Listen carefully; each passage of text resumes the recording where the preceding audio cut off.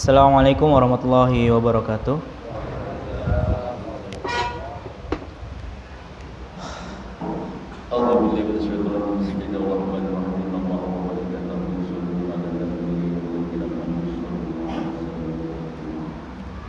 Allahu Akbar, Allahu Akbar, Allah.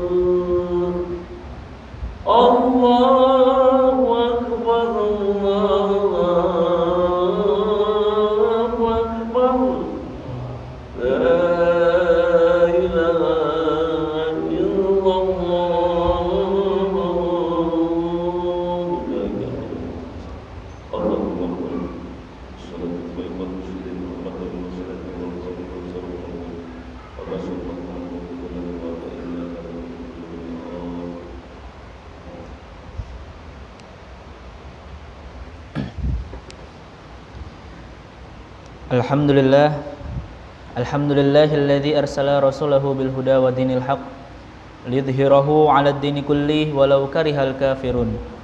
Asyhadu an la ilaha illallah wahdahu la syarikalah wa asyhadu anna Muhammadan abduhu wa rasuluhu la nabiyya ba'dah. Ma sya'allahu kana wa ma lam yasha' lam yakun. La haula wa la quwwata illa billahil aliyyil azim. Allahumma salli ala Muhammad wa ala alihi wa ashabihi wa mawalah wa man ittaba'ah ila yaumil qiyamah. Ya ayyuhal muslimun ittaqullah fattaqullah thumma taqullah haqqa tuqatih. Kama qala Allah ta'ala fi kitabihil karim, a'udzu billahi minasyaitonir rajim. Ya ayyuhalladzina amanu ittaqullaha haqqa tuqatih wa la tamutunna illa wa antum muslimun. Wa'tasimu bihablillahi jami'an wa la tafarraqu al-ayah. Sadaqallahul azim. Fa inna asdaqal haditsi kitabullah wa khairul hadi hadi Muhammad sallallahu alaihi wasallam wa syarrul umuri muhdatsatuha wa kullu muhdatsatin bid'ah wa kullu bid'atin dhalalah wa kullu dhalalatin finnar. Jamaah salat Jumat rahimani wa rahimakumullah. Marilah di hari yang mulia ini, di bulan yang berkah ini, di hari Jumat yang mana Rasulullah SAW pernah bersabda bahwasanya salah satu hari kemenangan, hari Id ataupun hari raya umat Islam itu adalah hari Jumat. Sehingga mari kita jadikan hari ini, hari Jumat ini, hari yang mulia ini, di bulan yang berkah ini, mari kita jadikan hari ini menjadi momentum bagi kita untuk senantiasa kita bermuhasabah berkaitan dengan keimanan dan juga ketaatan kita kepada Allah Subhanahu wa taala. Karena kalau kemudian kita hitung-hitung selama kita hidup dari awal kemudian kita lahir sampai dengan saat ini, entah sudah berapa kali kemudian kita hadir di sholat Jumat, entah sudah berapa kali kemudian kita mendengarkan khutbah Jumat, entah sudah berapa kali kemudian kita melaksanakan sholat Jumat secara berjamaah, atau bahkan entah sudah berapa hari kemudian kita melaksanakan shaum Ramadan selama dalam kehidupan kita. Lantas kalau dengan hal seperti itu belum juga mendekatkan diri kita, membuat diri kita benar-benar dekat kepada Allah Subhanahu wa taala, lantas butuh berapa hari lagi? Butuh berapa kali lagi kita melaksanakan sholat Jumat, kita mendengarkan khutbah Jumat agar hati kita betul-betul dekat dengan Allah Subhanahu wa taala. Karena bisa jadi Jumat ini merupakan Jumat terakhir bagi kita para ikhwan. Karena tidak ada yang tahu usia kita. Sehingga mari bagi kita semua, kita jadikan Jumat ini menjadi momentum bagi kita untuk senantiasa bermuhasabah berkaitan dengan keimanan serta ketaatan kita kepada Allah Subhanahu wa taala. Tidak ada waktu bagi kita untuk menunda-nunda dalam hal kebaikan.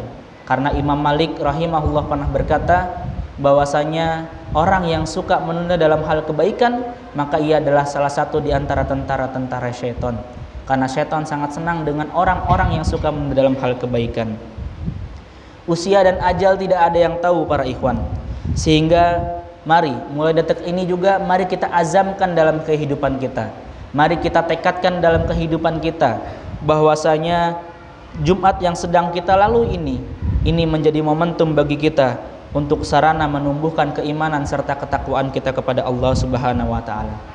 Jangan sampai kemudian Jumat demi Jumat yang kita lalui, jangan sampai kemudian Jumat ini yang sedang kita lalui ini hanya menjadi rutinitas pekanan saja. Kita berangkat dari rumah, kemudian ataupun dari kantor ataupun dari manapun itu, kemudian hadir di tempat ini, di masjid ini, di rumah Allah ini, kemudian kita duduk bersama-sama mendengarkan khutbah Jumat, kemudian nanti kita akan melaksanakan sholat Jumat secara berjamaah, kemudian setelah itu pulang dan sudah tidak ada perubahan dalam dirinya, tidak ada perubahan dalam kehidupannya.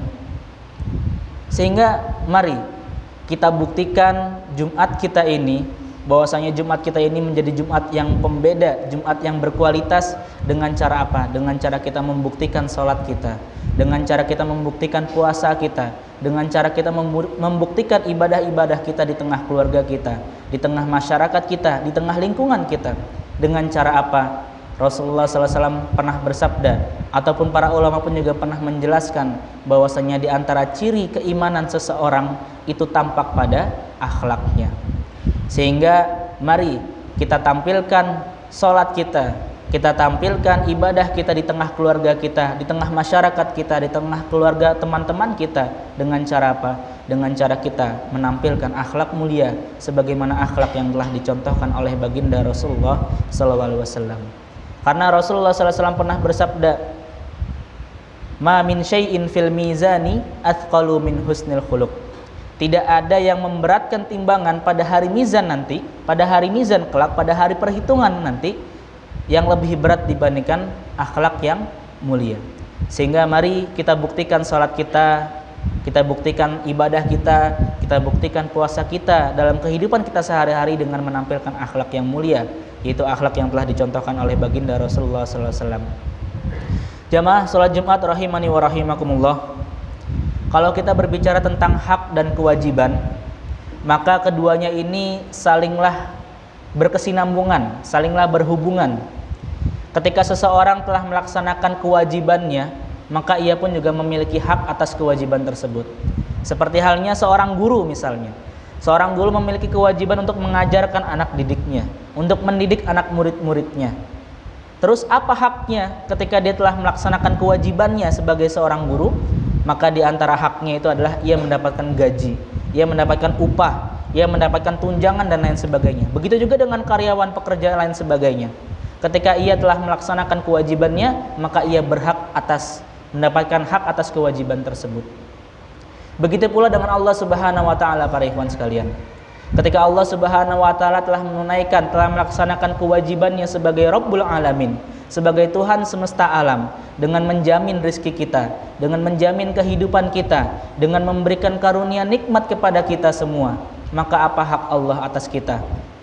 Yaitu haknya diantaranya itu Allah berhak untuk mendapatkan rasa syukur dari kita selaku hambanya. Bukan berarti kemudian Allah membutuhkan syukur kita, bukan. Bukan berarti kemudian Allah membutuhkan sholat kita, bukan. Bukan berarti karena kita tidak bersyukur kemudian Allah berkurang kekuasaannya, tidak. Bukan berarti karena kalau kita kemudian tidak mau sholat, tidak mau puasa, kemudian Allah berkurang keagungannya, tidak. Akan tapi lagi-lagi kembali kepada kita membutuhkan itu semua. Ketika Allah Subhanahu wa taala pernah berfirman dalam Quran surat Ibrahim ayat 7, A'udzubillahi minasyaitonirrajim, wa itta'adzana rabbukum la in syakartum la azidannakum wa la in kafartum inna adzabi lasyadid. Pada ayat ini, jamaah salat Jumat rahimani wa rahimakumullah, pada ayat ini Allah Subhanahu wa taala memberikan dua pilihan kepada kita. Apa itu pilihan yang pertama? Pilihan yang pertama, kalau kemudian kita bersyukur atas nikmat yang telah Allah berikan, nikmatnya sehat, nikmatnya duduk, nikmatnya kita bisa berjalan, nikmatnya saat ini kita bisa berpuasa dan lain sebagainya. Kalau kita kemudian mensyukuri nikmat-nikmat tersebut, kata Allah, maka aku akan lipat gandakan nikmatnya kepadaku, nikmatku kepadanya. Allah akan lipat gandakan nikmat-nikmat yang telah Allah berikan kepada kita. Itu pilihan yang pertama. Kemudian pilihan yang kedua, kalau kemudian kita kufur akan nikmat Allah, kita tidak mau bersyukur atas nikmat yang telah Allah berikan, apa kata Allah? Inna adzabi lasyadid. Sesungguhnya azabku itu sangatlah pedih. Sehingga bagi kita selaku orang beriman tidak ada pilihan lain bagi kita selain kita mensyukuri atas nikmat yang telah Allah berikan kepada kita. Apapun itu, sekecil apapun itu, ya meskipun yang kecil-kecil itu kemudian seringkali kemudian kita remehkan. Jamaah salat Jumat rahimani wa rahimakumullah, ada nikmat yang paling nikmat, nikmat yang paling nikmat yang hanya Allah berikan kepada orang-orang pilihan. Yaitu apa? Yaitu adalah nikmatnya iman. Kenapa kemudian iman ditingkatkan sebagai nikmat yang paling nikmat, nikmat yang paling agung, nikmat yang paling tinggi? Karena apa? Karena berkat nikmat itulah, berkat nikmat keimanan Allah yang telah Allah berikan kepada kita itulah, sehingga saat ini kita hadir di tempat ini sebagai bentuk ketaatan kita kepada Allah Subhanahu wa taala. Kita saat ini melaksanakan ibadah puasa lantaran Allah Subhanahu wa taala mengkaruniai kita nikmatnya iman. Kita saat ini sedang melaksanakan ibadah, rangkaian ibadah salat Jumat lantaran kita beriman kepada Allah Subhanahu wa taala. Bukankah kemudian di luar sana banyak orang yang kemudian mereka itu masih belum beriman kepada Allah? Bukankah di luar sana masih banyak orang yang kemudian ketika diperintahkan untuk berpuasa tapi mereka tidak berpuasa tanpa uzur? Bukankah di luar sana masih banyak orang yang kemudian ketika diperintahkan untuk sholat, untuk sodakoh dan lain sebagainya, akan tapi mereka tidak sholat dan lain sebagainya? Sehingga nikmat iman ini menjadi nikmat yang paling nikmat, nikmat yang paling agung. Bayangkan ketika kita tidak memiliki nikmatnya iman, naudzubillah. Kita dalam keadaan hampa, ya, hati kita kosong, hampa, berasa dunia ini tidak ada sesuatu hal yang membahagiakan gitu. Akan tapi berkat nikmatnya iman inilah kemudian saat ini kita bahagia. Saat ini kita berada di tempat ini sebagai bentuk keimanan kita kepada Allah Subhanahu wa taala. Itu yang pertama. Kemudian ada nikmat yang paling nikmat setelah nikmatnya iman, yaitu adalah nikmatnya ilmu. Kenapa kemudian para ulama menempatkan nikmatnya ilmu itu tingkat kedua setelah nikmatnya iman? Lantaran dengan nikmatnya ilmu setidaknya memiliki dua fungsi ketika ilmu itu menjadi nikmat. Yang pertama, fungsi pertama, jika dengan ilmu tersebut itu bisa meningkatkan keimanan kita kepada Allah Subhanahu wa taala. Sehingga apapun jurusannya yang sedang kuliah, apapun ilmunya yang sedang ditempuh, apapun ilmunya yang kemudian sedang diterapkan, yang sedang kita perdalam gitu ya. Apapun ilmunya itu, baik itu fisika, kimia, matematika dan lain sebagainya, itu akan menjadi nikmat ketika semua itu dikaitkan untuk meningkatkan keimanan kita kepada Allah Subhanahu wa taala. Itu yang pertama, fungsi ilmu yang pertama. Kemudian fungsi ilmu yang kedua, itu akan menjadi nikmat jika dengan ilmu tersebut itu bisa menjaga keimanan kita kepada Allah Subhanahu wa taala. Barakallahu li wa lakum.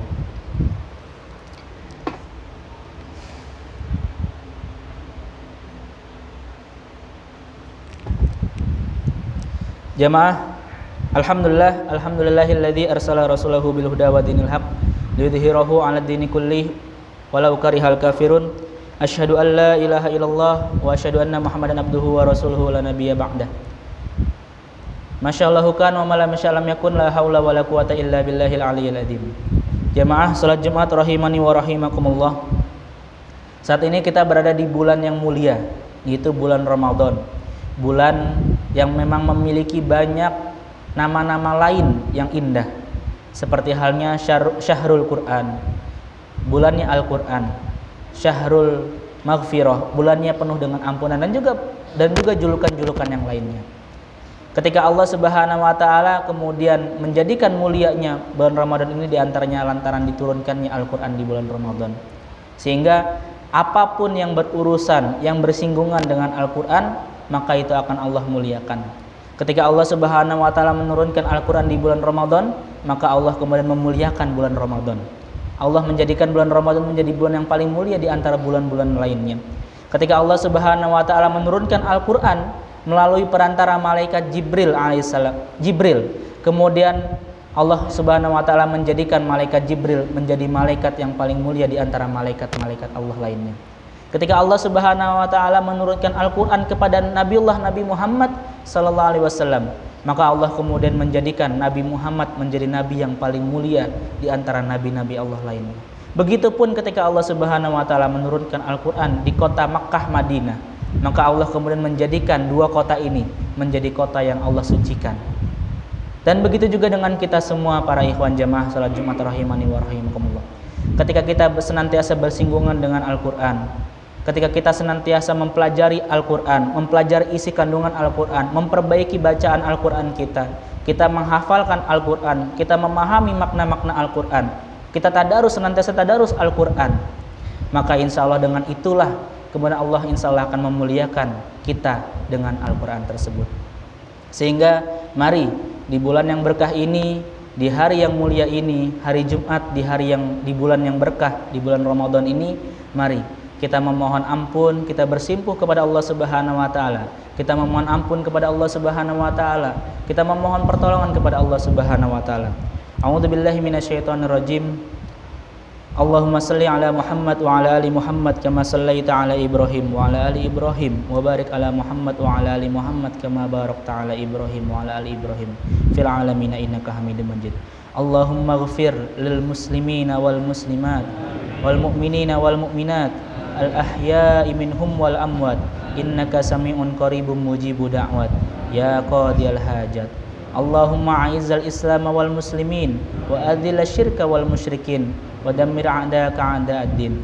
Allahumma ansur ikhwanana al muslimina wal mujahidina fi Filistina khassah wa fi buldanil mu'minina 'ammah.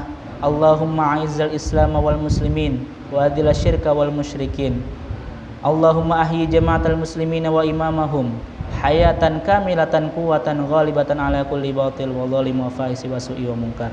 Rabbana la tuzigh qulubana ba'da idh hadaitana wa hab lana min ladunka rahmah innaka antal wahhab. Rabbana atina fid dunya hasanah wa fil akhirati hasanatan wa qina adzabannar. Subhana rabbika rabbil izzati amma yasifun wa salamun alal mursalin walhamdulillahi rabbil alamin. Aqimissalam.